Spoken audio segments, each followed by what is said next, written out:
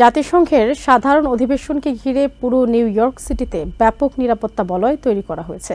বৃহস্পতিবার জাতিসংঘ সদর দফতরের সামনে আয়োজিত সংবাদ সম্মেলনে মেয়র এরিক অ্যাডামস জানান, অধিবেশনে যোগ দিতে আসা 2 শতাধিক বিশ্বনেতার নিরাপত্তায় এনওয়াইপিডির সহস্রাধিক সদস্য কাজ করবেন।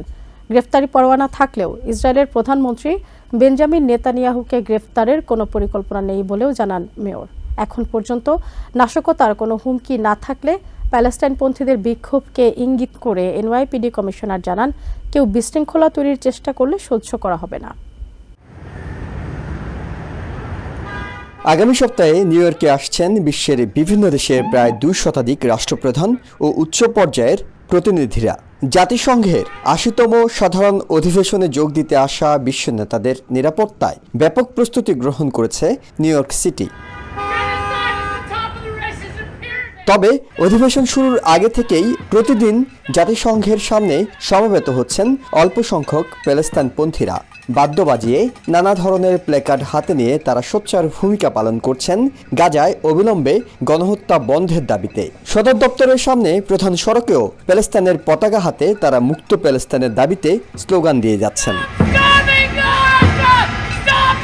এই অবস্থায় বৃহস্পতিবার সকালে সদর দপ্তরের সামনে সংবাদ সম্মেলনে এনওয়াইপিডি কমিশনার জানান, এখন পর্যন্ত কোনো নিরাপত্তা হুমকি না থাকলেও বরাবরের মতো সতর্ক তারা। বিক্ষোভ করার অধিকার থাকলেও কেউ অরাজকতা তৈরির চেষ্টা করলে কঠোর হাতে তা দমন করা হবে। এ সময় সাংবাদিকরা প্রশ্ন করেন, নেতানিয়াহুর বিরুদ্ধে গ্রেপ্তারি পরোয়ানা আছে, তিনি নিউ ইয়র্কে এলে তাকে গ্রেপ্তার করা হবে কিনা। মেয়র জানান, তাকে অতিথির মর্যাদা দেয়া হবে, এমনকি নেতানিয়াহুর সাথে ব্যক্তিগতভাবে সাক্ষাৎ করবেন বলেও জানান মেয়র অ্যাডামস। মেয়র জানান, সিটির Harbour team, aviation team, counter terrorism team এবং ড্রোনের মাধ্যমে নৌ, আকাশ ও সড়ক পথে সব ধরনের নিরাপত্তা দেওয়া হবে। এছাড়া 21 থেকে 27 সেপ্টেম্বর পর্যন্ত জাতিসংঘ সদর দপ্তরের উপরে 2 নটিক্যাল মাইল জুড়ে সব ধরনের বিমান চলাচলও নিষিদ্ধ করা হয়েছে। একদিকে দেশের ভিতরেই নানা সহিংস ঘটনা, অন্যদিকে বিশ্ব নেতারা যখন নিউ ইয়র্কে অবস্থান করবেন তখন প্যালেস্তাইন ইস্যুতে বেশ কয়েকটি বড় ধরনের বিক্ষোভের প্রস্তুতি চলছে।